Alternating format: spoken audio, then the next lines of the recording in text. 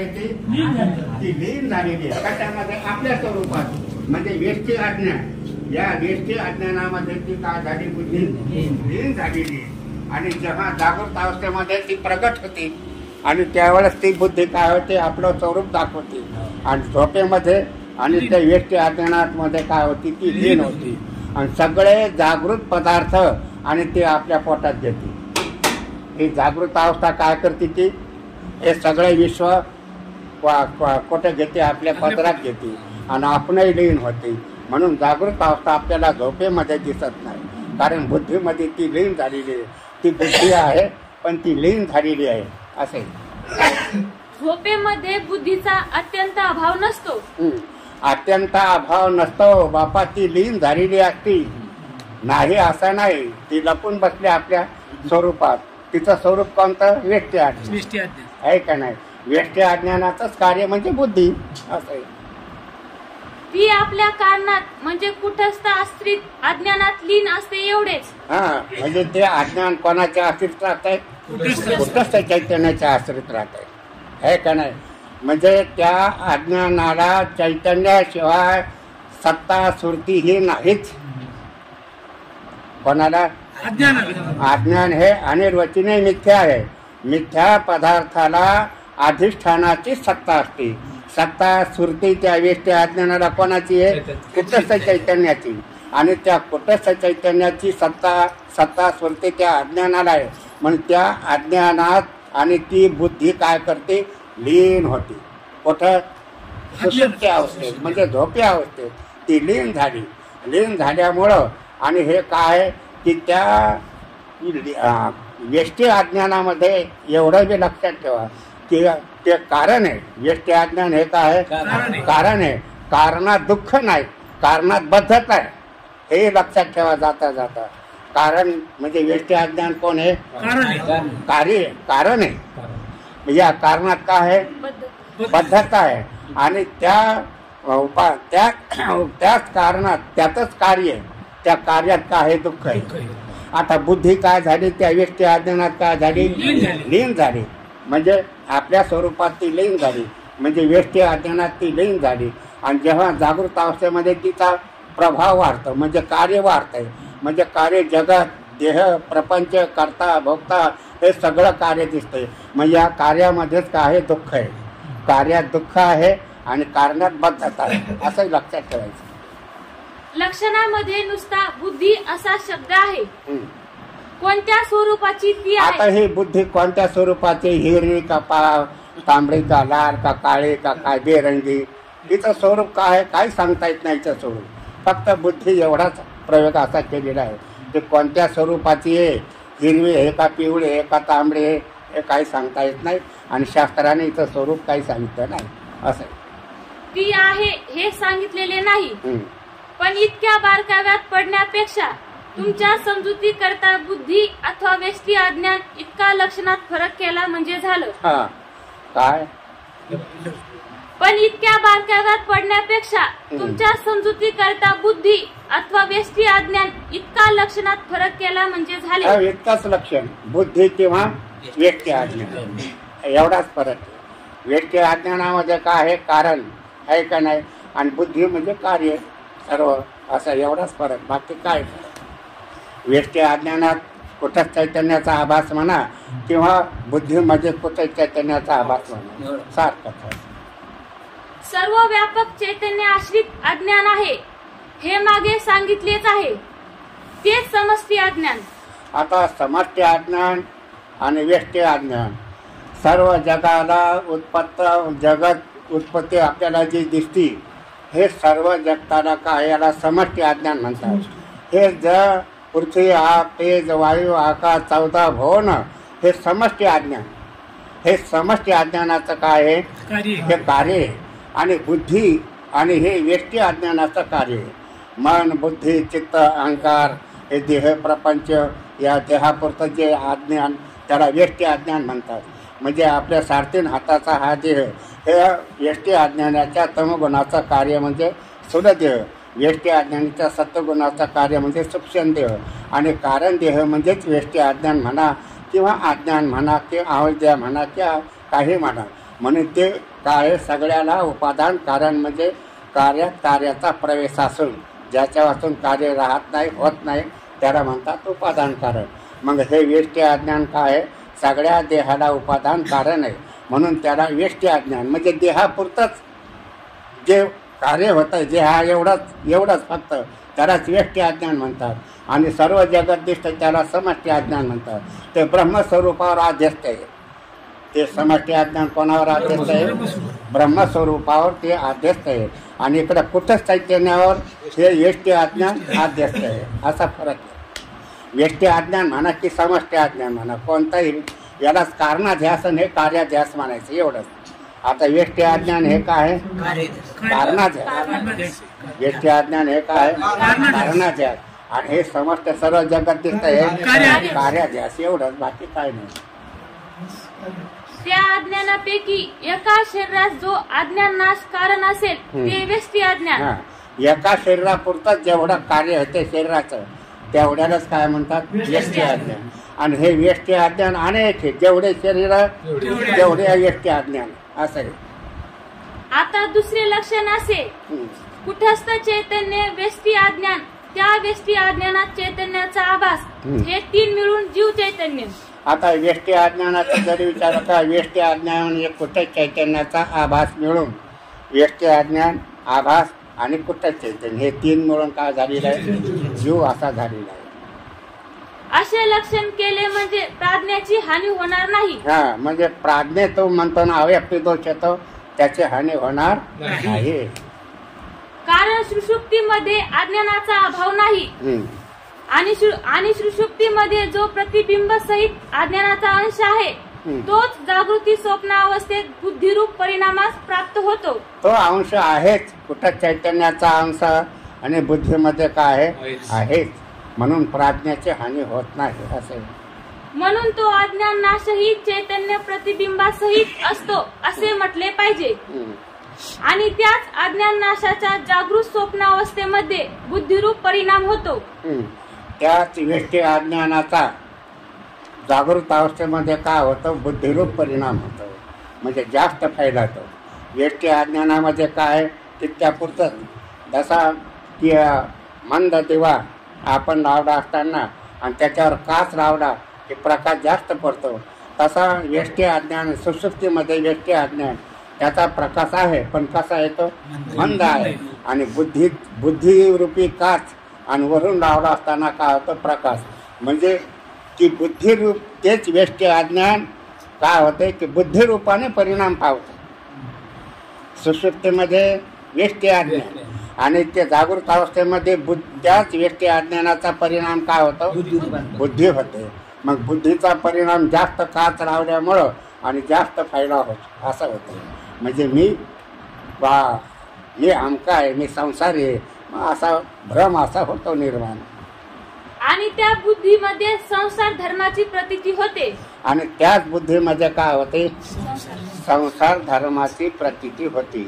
व्यष्टी अज्ञानामध्ये संसार धर्माची प्रतीती होत नाही. जर व्यष्टी अज्ञानामध्ये संसार धर्माची प्रतीती झाली असती तर झोपच लागली नसती. झोप लागली असती का? नाही. मग सुखा करता झोपी जातो का? दुःखा करता सुखा करता. पण तिथं बुद्धी काय होती? लीन असल्यामुळं आणि सुखदुःखाचा प्रसंग येत नाही. जर ती बुद्धी फैलावत तिथं झोपेत बी तशी असती जशी जागृत असती तशी झोपेत जर असती तर सुखदुःख तिला झाले असते झोपही लागली नाही. म्हणून त्या व्यष्टी अज्ञानाचा परिणाम जागृत अवस्थेमध्ये बुद्धी परिणाम होतो. म्हणजे बुद्धीचा आकार धरतंय कोण? व्यष्टी अज्ञानच कोणाचा आकार धरतंय? बुद्धीचा आकार धरतंय. आणि बुद्धीचा आकार झाल्यानंतर सर्व सुख दुःख करता भोगता जन्म मृत्यू अनंत जन्मीचे संस्कार त्या बुद्धीमध्ये. एका जन्माच्या आहेत का? अनंत जन्म ती बुद्धी फिरत आली. कुत्र्याच्या मांजराच्या सगळ्यातून 184 योनीमधून आपण आता मनुष्य देहात तीच बुद्धी आली. कोणत्या देहामध्ये? जी कुत्र्याच्या देहात होती तीच मनुष्य देहात आली. जी वाघाच्या देहात होती तीच मनुष्य देहात आली. सगळ्या फिरून 184 योनी फिरत फिरत ते मनुष्य देहात आले. तिथं पाप पुण्य समान झालं म्हणून ती मनुष्य देहात आली. नंतर कोणतं पाप आणि कोणतं पुण्य हे सांगता येतं का? पुण्याच्या राशी पुष्कळ आहेत, आहे का नाही? पापाच्या राशी पुष्कळ आहेत. पण कोणतं पाप या नरदेहात येण्याकरता आणि कोणतं पुण्य या नरदेहात येण्याकरता तेही समान झालं पाहिजे. अधिक पुण्य झालं जमत नाही, अधिक पाप झालं जमत नाही. समान समान किती अवघड आहे मरुस्थिती. हा, एवढं तवलेने हे होण्याकरता मनुष्य देह फार अवघड आहे. अरे पशुदेह काही अवघड नाही. पाप केले की पशुदेह मिळणारच. तुम्हाला सर्पात जन्माला जायचं ना, मग करा पाप, हुशार सोयीर वागा. मग काय हे पशु पक्ष्याचं शरीर मिळणं काय लय कठीण आहे का? आणि पुण्य करणं, सद्गतीला जाणं काय लय अवघड आहे का? करा पुण्य, जाईल सद्गतीला. हा, की सोपं आहे का नाही? पण मनुष्य देह अवघड आहे. पुन्हा नाही मनुष्य देह, आहे का नाही? काकटाळी नाही पावला हा देह, काकटाळी न घडे उपाय घडवा. आंधळ्याच्या टाळीत केव्हाही कावळा सापडत नाही, पण टाळी वाजवायला आंधळा. त्यात काच्यानं कावळा सापडतो. कावळा सापडतो का? लय चप्पळ आहे. हा, फार हुशार आहे कावळा, अजिबात सापडत नाही. पण सापडला, पण आपल्याला हा देह सापडला. आणि ह्या कशामुळं सापडला? देवाची कृपा आहे, ईश्वराची कृपा आहे. पाप पुण्य समान समी झालं आपल्याला. पुन्हा अशा गोष्टी घडत नाहीत आणि ते आपल्याला आज मिळालेले आहे. आणि म्हणून आयुष्याच्या साधने सच्चिदानंद पदवी घेणे एवढा अधिकार नारायण कृपावलोकन घेतला. तेवढा अधिकार मनुष्य द्यायला आहे. सच्चिदानंद म्हणजे मी परमात्मा स्वरूप आहे या भूमिकेवर येण्याकरता हा नरदेव. आणि ही भूमिका आपण साधली तर तुटली त्यांची जन्म जरा व्याधी सर्व आणि ती निवृत्त झाली. आता निश्चिंतेने पावलो विसावा. म्हणजे या जन्मात ब्रह्मज्ञान. नाथ महाराज म्हणतात, पाहुणी मनुष्यपणा दोन साधी ब्रह्मज्ञाना तो लांडा गर्धब जाना पुच्छ विनत उपाय. नाथ महाराज म्हणतात, अरे नरदेह तुला प्राप्त झालेला आहे आणि ब्रह्मज्ञान प्राप्त करून घेण्याची संधी या देहात नाही. पाहुणी मनुष्यपणा दोन साधी ब्रह्मज्ञाना तो लांडा गर्धब जाना पुच्छ. तो लांडा गाढोय. जर ब्रह्मज्ञान प्राप्त करून नाही घेतलं, स्त्री असतं की पुरुष असतं, मनुष्य देह मिळाला ना, मग ब्रह्मज्ञान प्राप्त करून कृतार्थ हो ना बापा. हा, या जर ब्रह्मज्ञान प्राप्त करून विषयाच्या याच्यामध्ये विषय करणं, विषय भोगणं, अन्न भोगणं याच्यात आयुष्य घातलं तर काय उपयोग आहे त्याच्यात? आहे का नाही? पशु काय पाप पुण्य जाणं ते बी संग्रह करतात विषयाचा. म्हणजे रात्रंदिवस असं कष्ट करतात सगळे, बसत नाहीत, काय नाहीत. कुठून काय आणतात आणि कुठून नेतात याचा पत्ता लागत नाही. मनुष्य तरी काय करतो? तेच भोगवून भोगता आपला, हे का नाही? म्हणून मनुष्य ते हे फक्त पैसे येण्याचे शरीरा येणे शरीर किंब होणार झाले चिरा पडे. मनुष्य देहातच या संसार रूपी या भवसमुद्राचा चिरा पडतो. मनुष्य कृतार्थ होतो याच देहात. अरे सगळं काही केलं, ब्रह्मज्ञान साध्य नाही केलं तर उपयोग काय त्याचा? काही नाही साध्य केलं. ब्रह्मज्ञान साध्य केलं की सगळं साध्य केलं, हे का नाही? सगळं साध्य करूनही ब्रह्मज्ञान प्राप्त करून घेतलं नाही, काही साध्य केलं नाही तो. आणि काही नाही केलं, लग्न नाही झालं, काही नाही, ब्रह्मचारी राहिला पण ब्रह्मज्ञान प्राप्त करून घेतलं. भीक मागली, मजुकरी मागितली, जीवन आपलं पाड्यावर जगवलं, पण ब्रह्मज्ञान प्राप्त करून घेतलं. तेवढा भाग्य तो, हे का नाही? म्हणून सगळ्यात श्रेष्ठ तो इंद्रापेक्षा, ब्रह्मदेवापेक्षा तो श्रेष्ठ आहे, असं आहे. म्हणून ब्रह्मज्ञान प्राप्त करून घेणं आणि हे जरुरीचं मनुष्य देहामध्येच ब्रह्मज्ञान होतं, इतर देहामध्ये नाही, असं आहे. आणि त्या बुद्धीमध्ये संसार धर्माची प्रतीती होते. आणि बुद्धी जागृत अवस्थेत आल्यानंतर आणि नंतर संसार धर्माची प्रतीती येते. कशामध्ये येते? त्या बुद्धीमध्ये. एरवी येते का? आहे. या बुद्धीच्या संबंधाने, या आभासाने या बुद्धीचा संबंध धरला. कोण? आभास. कोणाचा आभास? कुठं चैतन्याचा. वास्तविक कुठं चैतन्य कसं आहे? निर्विकार असंग. हा, तो अलिप्त आहे कुठं चैतन्य. आणि त्याचा आभास कशामध्ये पडला? बुद्धीमध्ये. आरशामध्ये की आभास आपलं प्रतिबिंब आरशामध्ये दिसतंय आणि त्या आरशावर शेणाचे डाग वगैरे पडलेले असतात आणि ते प्रतिबिंबावर दिसतात. त्या आरशात काय होतंय, प्रतिबिंबावर दिसतात. मग हा ते प्रतिबिंबावर दिसतात का आरशाचे आहेत का प्रतिबिंबाचे? आरशाचे. कारण शेणाचे डाग पडे त्या आरशावर, त्या आरशाचे डाग आहेत का नाही, ते शेणाचे डाग आरशावर येतं. ते तसे बुद्धीचे संसार धर्म हे बुद्धीचे आहेत. मरण जन्म जाणं येणं गमन हे सगळे सुख दुःख हे बुद्धीचे. आभासाचे आहेत का? आभास कशाचा आहे? निर्विकार कुठंच चैतन्य. आणि आभास बुद्धीचा त्याग केला, आरशाचा त्याग केला, प्रतिबिंब एकच आहे का दोन? एकच आहे. तसा बुद्धीचा त्याग केला की आभास कुठे? कुठस्थ रूपच. आणि कुठस्थ काय? ब्रह्मरूप आहे. मग तुम्ही आजच ब्रह्मरूप आहेत का उद्या व्हायचे? उद्या व्हायचे आजच हे. जर गणित हे जर समजलं तर आजच हेच का नाही, हे का नाही. म्हणून तर तुकोबारा यानं म्हणतात देवचे बरे, देवचे बरे. तुका म्हणे खरे तुम्ही कुठस्थ रूप म्हणजे देव रूप आहे. हे शास्त्र सांगतंय का कोण सांगतंय? मग शास्त्रावर तुमचा विश्वास आहे का नाही? आहे का नाही? कोणावर विश्वास आहे? हा, माय बापावर जेवढा विश्वास तसा बायकोवर जास्त विश्वास आहे का नाही? काय असतं मायबाप गीताच सांगतात, बायको ते बाजूला नाही का, चटकन बाजूला. हे का नाही? म्हणजे कोणाचं ऐकतं जास्त जीव? तसं बुद्धीचं ऐकायला म्हणून सुख दुःख मरण जन्म तिच्या संघ लागालेत ना बापा. तिचा संघ टाक दादा, हा बरोबर चालेल तुझा धंदा. हे का नाही? म्हणून या बुद्धीचा त्याग करा. ह्या बुद्धीचा ऐकू नका. बुद्धीनं तुम्हाला लय सांभाळ, या बुद्धीनं तुम्हाला आयुष्यात सुख दाखवलं. हे का नाही? रूप विषय, शब्द विषय, हे का नाही? आयुष्यात काय आनंद दाखवले. हे का नाही? याच्यात अडकून टाकवले. हे जाळ आहे. हे जाळ्यात बुडावं लागले बुद्धी म्हणजेच अविद्या. हे का नाही? हे आपल्याला कशात गुंतवायले? सगळ्या ह्याच्यात गुंतवायले. फास हा जवसाचा पेव आहे बापा. प्रपंच म्हणजे काय? जवसाचा पेव. जवसात पडला बाहेर निघायचा प्रयत्न करतो, अधिक आपतात. हे का नाही? तसं काय आहे बापा.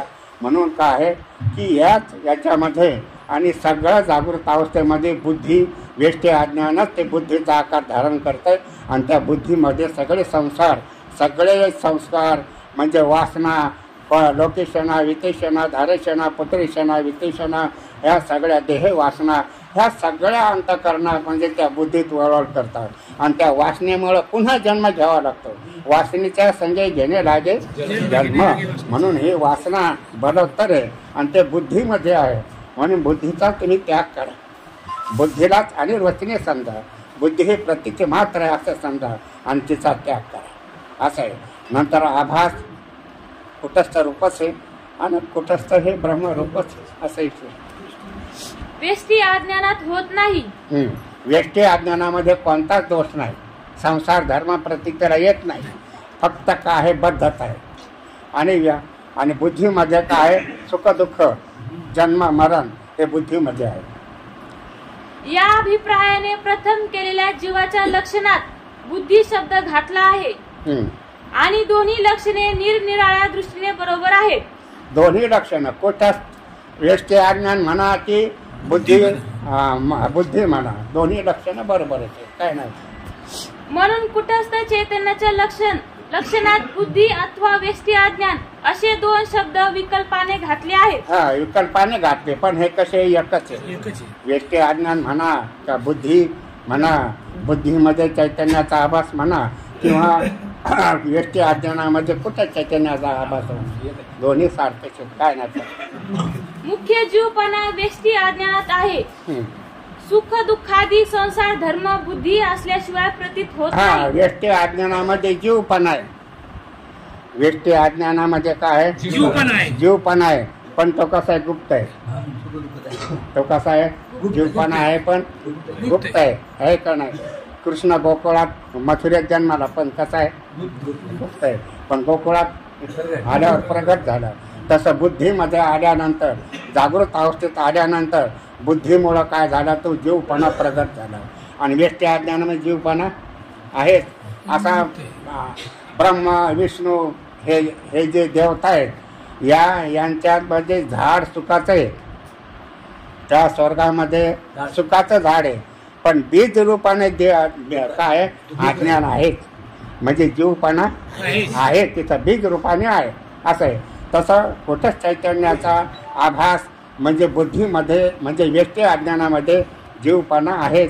आणि जेव्हा प्रगट होईल बुद्धी जागृत अवस्थेमध्ये येईल तेव्हा बुद्धीमध्ये तो प्रगट होतो.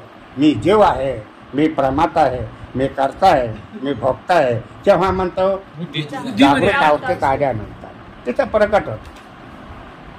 म्हणून जीव चैतन्याची दोन्ही तऱ्हेची लक्षणे सांगितली. म्हणजे दोन्ही काय लक्षणं सांगितलेली असेल. नंबर 3 ईश्वर चैतन्याचे लक्षण. आता नंबर 3 काय आहे? ईश्वर चैतन्याचं काय आहे लक्षण. आता ईश्वर म्हणजे काय? आपण ज्याची उपासना करतो, ज्याची आपण भक्ती करतो, ज्याची काय करतो आपण पूजा अर्चा करतो, अशा विष्णूची म्हणजे या विष्णूचं स्वरूप कसं झालं ते आता सांगतात. ब्रह्मचैतन्य, माया आणि मायेमध्ये चैतन्याचा आभास हे 3 पदार्थ मिळून ईश्वर चैतन्य. आता हे ईश्वर चैतन्य कसं झालं? ब्रह्म निर्गुण निराकार जगाला अधिष्ठान असलेलं ते ब्रह्मचैतन्य. त्याला काय म्हणावं? जगाला अधिष्ठान असलेलं त्याला काय म्हणायचं? ब्रह्मचैतन्य. आणि जगाची उत्पत्ती पालन संहार करण्याकरता आणि माया विशिष्ट चैतन्य म्हणजे ते ईश्वर. आता हे काय की ब्रह्माच्या आश्रित असलेली जी माया त्या मायेमध्ये ते ब्रह्मचैतन्याचा आभास तो ईश्वर म्हणजे माया ब्रह्मचैतन्य आणि त्या मायेमध्ये चैतन्याचा आभास त्याला म्हणतात ईश्वर. त्याला काय म्हणा? ईश्वर. कशाला म्हणा? ब्रह्मचैतन्य आणि माया आणि मायेमध्ये ब्रह्मचैतन्याचा आभास. हा हे 3 मिळून काय आहे? हा नुसती मायाच म्हणलं तर ईश्वर नाही आहे का नाही? म्हणजे काय आहे की माया पाहिजे. मायेत म्हणजे त्या ब्रह्मचैतन्याचा आभास पाहिजे. म्हणजे माया आभास आणि ब्रह्मचैतन्य हे 3 मिळून काय झालेलं आहे? जर चैतन्याचा आभास त्या मायेमध्ये जर नसेल तर ईश्वराची सिद्धी होत नाही. मायाच नाही तरी ईश्वराची सिद्धी होत नाही. मग ईश्वर आपल्याला जे पाहिजे ते ईश्वराचं जे स्वरूप आहे ते ब्रह्मचैतन्याचा आभास कशामध्ये? मायेमध्ये. आणि माया आभास आणि ब्रह्मचैतन्य हे 3 मिळून काय झालेलं आहे? ईश्वर चैतन्य. म्हणून याला नाथ महाराज म्हणतात मायोपाधी शिव बोली जेती. काय? मायोपाधी शिव बोली जेती. माया उपाधी असलेला तो शिव म्हणजे ईश्वर आणि अविद्या उपाधी असलेला तो काय? जीव. म्हणजे अविद्येमध्ये म्हणा बुद्धीमध्ये आणि चैतन्याचा कुठे चैतन्य आभास मिळून काय झालेला आहे? जीव झालेला आहे. तसं ईश्वर हे माया उपाधी आणि मायेमध्ये चैतन्याचा आभास हे 3 मिळून काय झालेलं आहे? ईश्वर झालेलं आहे. म्हणून म्हणतात नाथ महाराज मायोपाधी शिव बोली जेती. अरे जीव म्हणजे काय? ईश्वर म्हणजे काय? हे माया उपाधी आणि अविद्या उपाधीमुळं आणि काय झालेले जीव आणि ईश्वर झालेलं आहे असं. आता वास्तविक पाहिला कुठंच जीव आभास कोणाचा आहे? कुठंच चैतन्याचा. जीव कोण आहे? ब्रह्मरूपच आहे. आणि आत्मा आता ही याच्यात फरक एवढाच आहे. काय फरक हे म्हणजे ईश्वरात आणि जीवात? जीव ही उपाधीकृत जीव झालेला आहे. अविद्या बुद्धी उपाधी लागली, वासना उपाधी राहिली म्हणून काय झालेला आहे? जीव पदाला प्राप्त झाला. तसा ईश्वर माया उपाधी लागली म्हणून ईश्वर हे स्वरूप प्राप्त झालेलं आहे. आता दोघांचं स्वरूप 3 मिळून आणि काय झालेलं स्वरूप दोघांचं झालेलं आहे. पण याच्यामध्ये जो ईश्वर हा नित्यमुक्त आहे. कारण माया ही कशी सद्गुणी, माया ही कशी आहे?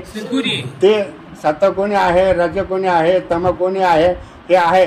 पण तिच्यात रजगुण आणि तमगुण हे कमी असतात. कोणात?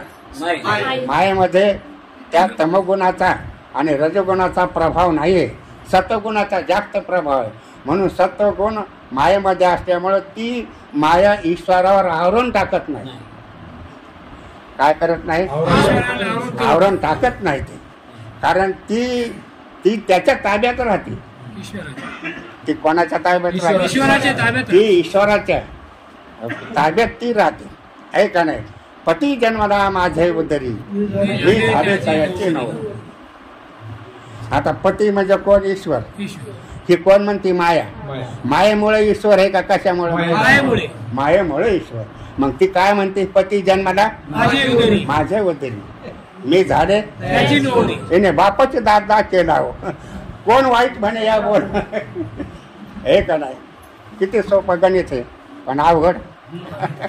असं करताना अवघड किती लागतं, आहे का नाही. पती जन्माला माझे उदरी म्हणजे त्या ब्रह्मचैतन्याचं प्रतिमा मायेमध्ये पडलं म्हणून मायेमुळे ईश्वर झाला. म्हणजे आता मायेमुळे ईश्वर झाल्यानंतर माया कोण झाली? त्याची माय झाली. आणि ती पुन्हा पुन्हा काय म्हण? पती जन्माला मी झाले तयाची मी त्याची बायको झाले.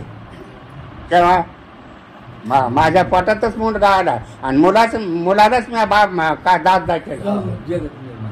कसं उरफाट गणित दिसतंय का? कसं वाचच आहे? उलट दिसतंय पण कसं असं आहे. मग तिनं बाबाचे दादा केला. कोण वाईट म्हणे या बोला. म्हणजे मुलालाच काय केला? दादा केला, नवरा केला. आणि तिच्याच पोटी ती मुलगा ईश्वर प्राप्त झाला. पण एवढं जरी झालं, ईश्वर जरी तो प्राप्त झाला तरी परंतु तिच्या ताब्यात आहे म्हणून ती मी नवरी झाली म्हणते. ईश्वराच्या ताब्यात हा, त्याच्या पुढं त्या मायेचं काही चालत नाही. तो आपलं जसे आज्ञा करेल त्याप्रमाणे ती करते. आणि तिच्या पोटात सगळं जगत म्हणजे ही सर्व जगाची ही पेटी आहे. सर्व जग तिच्या पोटामध्ये, 14 भाऊ ना तिच्या पोटात असं आहे. पण त्याच्या मालकाची सत्ता असल्याशिवाय ती प्रगत करत नाही. जगत प्रगत करती, लय करती, हे करती. तो आपला सर्व साक्षी रूपाने पाहतो आणि ती सगळं काम धंदा करते. नवऱ्याला धक्का लागू देत, नवऱ्याला सुख देते, आहे का ना. नवऱ्याला दुःख तुम्ही असंच बसता, इथंच बसता आणि काही करत नाही, आणत नाही घरात, काढत नाही, असं कावच काही म्हणत नाही. हा, नवरा म्हणतो एक छटाक 8 दिवस घालत नाही तेल. हा, 100 ग्राम तेल 8 दिवस घालायला पाहिजेत ना. ही एका दिवसात बुडून टाकते आणि पुन्हा म्हणते. हा, हे कसं आहे म्हणजे काय आहे की बापा ही त्या सत्तेत आहे. सत्ता धन्याची की जे मायबाप ते म्हणते. म्हणून त्याच्या आश्रयात राहून त्याच्या पोटी म्हणजे तिच्याच पोटात उत्पन्न होऊन तिच्या आज्ञात राहतो. म्हणजे पती जन्माला माझे उदिरी मी झाले तयाची नवरी. मी आता त्याची नवरी झाली म्हणजे ताब्यात राहिले. म्हणजे त्याच्या इच्छेप्रमाणे जगताचं पालन, संहार हे सगळं परमात्मा आणि तिच्या आधाराने सगळं करतं असं आहे. म्हणून त्याला ईश्वर म्हणतात. काय ईश्वराचं स्वरूप कसं? ब्रह्मचैतन्य, माया आणि मायामध्ये ब्रह्मचैतन्याचा आभास. हा, हे तीन म्हणून काय आहे? ईश्वर चैतन्य, आहे का नाही. म्हणून त्या ईश्वराचा तो परमात्मा आणि सगुण साकार एवढं जे रूप आहे ते भगवंताला अगा हेच श्री अवतारी ज्ञान वैराग्य ऐश्वर्य हे 6 गुणवर्य वस्ती जेत. म्हणून तो भगवंत, म्हणून तो 6 षडगुणाने युक्त असा असलेला तो परमात्मा. आणि हे सगळं माईचं स्वरूप आहे बरं का. त्याला सुंदर रूप असं आणलं ते कोण आणलं? मायेनं आणलं. कारण एकदा असा प्रसंग झाला, आता ईशांतर होईल कळलं म्हणून सांगतो काय करायचं. आता वऱ्हाड म्हणजे काय हे निघलं, बाया दागिने घालतात. हा, नसतीला उष्ण आणतात पुन्हा कोणाचं 1-2 झुंबर तू एक घालून ये, एक कानं बांधून घेते, एक कासा असं. पण म्हणजे सगळं हे दाखवून सगळं काही असतं असं. मग आता नवरा बी तिथं दाखवायला, बाया बी नवरा दाखवत, हे माझा पती पहा कसा आहे, हे पहा हे माझा पती. सगळं कुटुंब दाखवत, फटफटीवर किंवा आपल्या गाडीवर दाखवत सगळं. पण हे माया आणि तू मायेला त्या बाया म्हणतात का ग तो नवरा हे म्हणते चांगला आहे, असं आहे तसं आहे, आणि तो काय तुला नवराच नाही म्हणजे नवरा बिगर नवऱ्याचे काय कोणाला बाया म्हणतात त्या मायेला. तुला नवराच नाही.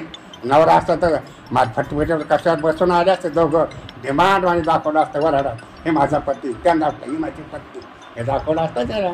पण नवराच नाही म्हणे. नवरा नाही बिगर नवऱ्याची आहे का नाही? मग का असतं तर मग आता तो असंग निर्विकार, त्याला काही रंग नाही, रूप नाही. आता तिला लाज वाटते ना नवऱ्याला आणायची, आहे का नाही? पार्वतीला कशी लाज वाटेली, ते वाघाचं चेअरमन हे ते सगळं लाज वाटायचं. असं तसं तिला हिला लावऱ्याची लाज वाटायली. ते असंग पेंदा निर्विकार आहे, त्याला काही रंग नाही, रूप नाही, नाही वर्णाच्या असा तो नवरा आहे. आणि मी कसा आणू त्या बायाला दाखवायला त्याला? मग तिनं बी म्हणलं बरं तुम्हाला दाखवायला आणते म्हणे, चांगलं लग्न हो द्या चांगलं. मग हिनं आपलं काय केलं, आपल्या नवऱ्याला माया उपाधी शिव बोली घेते. म्हणजे तो माया आपलं आणि मायामध्ये जो आभास, त्या आभासाला सगळं स्वरूप आगा यश श्री अवतारे ज्ञान वैराग्य ऐश्वर्य असं सुंदर स्वरूप धारण केलं. इतकं सुंदर कोणीही पहा, ते सगळे ऋषी मुनी सगळे काय करेल त्याला बोलवून की पाहिल्या वेध नाही, की त्या भगवंताला पाहिल्याबरोबर सगळे आकर्षित झालेले. ऋषी मुनी सगळे वऱ्हाड पंच सगळे पाहणारे सगळे त्या भगवंताला पाहून काय झाले, आकर्षित झालेले. की मनात सगळ्यांच्या ध्यानात मनात तो बसला. एकदा पाहिलं की पाहिल्या वेद नाही बैसे जीवे जडवणे. हो सशंख चक्रम सकिरीट कुंडलम सपीत वस्त्रम सरसेरोहेक्षण सहार वक्ष स्थलकस्तवस्त्रे नमामि विष्णू शिरसः चतुर्भुजम. असं श्याम सुंदर भगवंताचं स्वरूप आणि त्या मायेने या बायाला सगळं दाखवलं. म्हणजे खरंच तुझा नवरा किती सुंदर आहे गं, आणि लपून ठेवला होता आणि कसं काय केलं. म्हणजे काय सांगायचं आता तरी, म्हणजे त्या मायेला चिडू लागले काही लोक. म्हणजे तुझा नवरा नाहीच तुला, असं नाही तसं नाही, ओगा मिरवती इकडं तिकडं, म्हणून तिनं दाखवला नवरा. म्हणून आपल्याला त्याची भक्ती करता यावी, आपल्याला दाखवला हे का ना, आपल्याला भक्ती करता यावी. नंतर आपल्याला दाखवला नसता तर भक्ती नसती. आपण भक्ती कशाची करायची, कोणाची करायची? आणि ते भगवंताचं स्वरूप लक्षण ते तर निर्गुण निराकार आहे. ते अरूपम अस्पर्शम, की 6 प्रमाणाला तो अनुमानाला प्रत्यक्ष, आणि या प्रत्यक्ष प्रमाणाला गोचर होऊ शकत नाही, अनुमान प्रमाणाला गोचर होऊ शकत नाही, शब्द प्रमाणाला गोचर होऊ शकत नाही, उपमान प्रमाणाला गोचर, अर्थापत्ती प्रमाणाला गोचर नाही, अनुपलब्धी प्रमाणाला तो हो देत नाही. असा तो निर्गुण निराकार स्वरूप, त्याची भक्ती आपण कशी करायची? म्हणून मायेनं आपल्याला फार उपकार केले की आपल्याला परमात्मा दाखवला. की सशंख चक्रम सुंदरचे ध्यान उभे तेवढे करकटेवरी ठेवून या, हे मायेनं स्वरूप आपल्याला दाखवलं. म्हणून मायेचे एवढ्याच उपकार आहे का नाही? आपल्याला भक्ती करता येते की नाही? मग आपल्याला रूप दाखवलं का नाही त्यानं? मग आपल्याला आनंद आहे का नाही? मग मायेचा उपकार आपल्याला आहे का नाही? म्हणून असं माया हा भक्त ब्रह्मचैतन्य आणि ब्रह्मचैतन्याचा मायेमध्ये आभास, आणि तो आभासन हे 3 मिळून ईश्वर चैतन्य, हे 3 मिळून काय झालेलं आहे, याला ईश्वर असं म्हणतात. म्हणजे चतुर्भुज रूप हे विष्णूच आहे असं. कमलधारी विठ्ठल श्री ज्ञानदेव तुकाराम माऊली ज्ञानेश्वर महाराज की जय, महारुद्र महाराज की जय. आता विश्वात्मके देवे येणे वाक्यज्ञे दोषावे, दोषोनी मज द्यावे पसाये दान हे. ते खळाची व्यंकटी सांडो तया सत्कर्मी रती वाढो. हुता परस्परे पडो मैत्र जीवांचे, दुरितांचे तिमीर जाओ.